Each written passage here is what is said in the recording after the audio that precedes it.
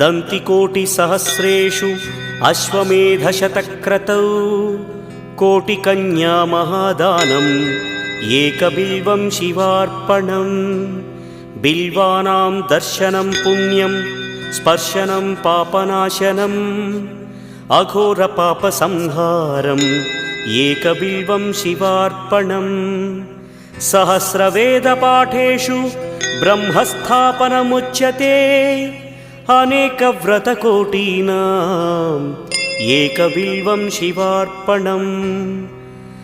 अन्नदानसहस्रेषु सहस्रोपनयनं तथा अनेकजन्मपापानि एकबिल्वं शिवार्पणम्।